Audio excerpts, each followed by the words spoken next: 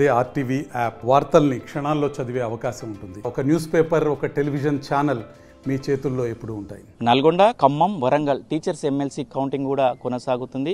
కొద్దిసేపటి క్రితమే మొత్తం కూడా బండిల్స్ కట్టే ప్రక్రియ కూడా పూర్తయిన పరిస్థితి. మొత్తం కూడా సంబంధించిన వాటన్నింటిని కూడా ఆ బాక్సుల్లో కూడా వేరు చేస్తున్నటువంటి పరిస్థితి. మొత్తం కౌంటింగ్ కూడా ప్రారంభమేందుకు చెప్పుకోవచ్చు. మరొక గంటన్నరలో కూడా మొత్తం కూడా కౌంటింగ్ ప్రక్రియ కూడా పూర్తి అయ్యే అవకాశాలు కూడా స్పష్టంగా కనపడుతున్న పరిస్థితి. ఎందుకంటే మొత్తం కూడా 25 టేబుల్ను ఏర్పాటు చేశారు. 25 టేబుల్ను ఏర్పాటు చేసి ఒక్కొక్క టేబుల్కి 900 చిల్లర బ్యాలెట్ పేపర్లను కూడా ఇచ్చినటువంటి పరిస్థితి కనపడుతుంది. మొత్తం కూడా 25,000 ఓట్లు పోలైన క్రమంలో కూడా మొత్తం 25 టేబుల్ని ఏర్పాటు చేసినటువంటి పరిస్థితి. మొత్తం కూడా ఆ ప్రక్రియ మొత్తంగా ముమ్మరంగా కొనసాగుతుందని కూడా చెప్పుకోవచ్చు.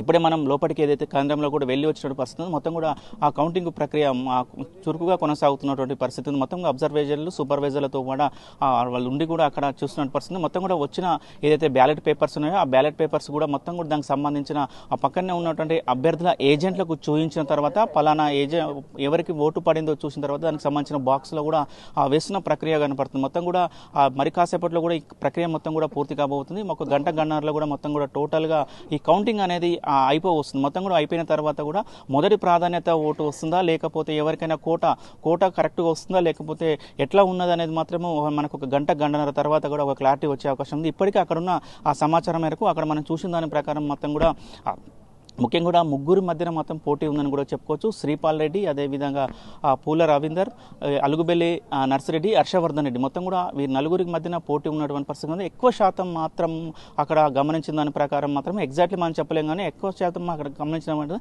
శ్రీపాల్ రెడ్డికి ఎక్కువ ఓట్లు పడుతున్నాయనే అవకాశం మాత్రం అక్కడ కనపడుతున్న పరిస్థితి కనపడుతుంది. ఒకవేళ ఎవరైనా శ్రీపాల్ రెడ్డికి ఒకవేళ కోటా సరిపోకపోతే శ్రీపాల్ రెడ్డి ఒకవేళ సెకండ్ రౌండ్లోకి వచ్చినా కూడా సెకండ్ ప్రాధాన్యత ఓట్ల చేసినా కూడా ఆ శ్రీపాల్ రెడ్డి గట్టెక్కే అవకాశాలు కనపడుతున్న పరిస్థితి. మొత్తం కూడా ఈ ప్రక్రియ మొత్తం కూడా సాయంత్రము బహుశా అధికారులు చెప్తున్న ప్రకారము 4-5 గంటల వరకు కూడా క్లోజ్ అయ్యే అవకాశం ఉందని కూడా చెప్తారు. మొత్తంగా 6-7-8 గంటల వరకు కూడా పూర్తిగా తుది ఫలితం వచ్చే అవకాశం ఉన్నట్లు కూడా అక్కడ మనం వాతావరణం చూస్తున్న పరిస్థితి కనపడుతుంది. దీంతో పాటు అయితే ఇన్వాలిడ్ ఓట్స్ కూడా అక్కడ నమోదు అవుతున్నట్టు పరిస్థితి కనపడుతుంది.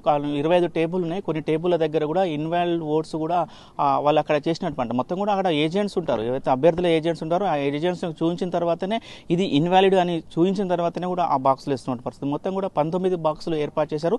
ఆ 19 బాక్సులో కూడా మొత్తం కూడా అభ్యర్థులకు సంబంధించిన ఓట్లను చూసినాక కన్ఫర్మ్ చేసుకున్న తర్వాత అంత పర్ఫెక్ట్ ఉన్న తర్వాతనే ఆ బాక్సులు వేస్తున్నటువంటి పరిస్థితి కదా. మొత్తం కూడా ఈ ప్రక్రియ కొనసాగుతుంది. మరొక గంటన్నర కూడా మొత్తం కూడా కౌంటింగ్ ప్రక్రియ పూర్తవుతున్న అవకాశాలు మాత్రం ఫస్ట్ రౌండ్ అవకాశాలు మాత్రం స్పష్టంగా కనపడుతున్న పరిస్థితి. ఇది మొత్తం కూడా లేటెస్ట్గా ఉన్న ఖమ్మం, నల్గొండ, వరంగల్ టీచర్స్ కౌంటింగ్ పై ఉన్నటువంటి తాజా పరిస్థితి.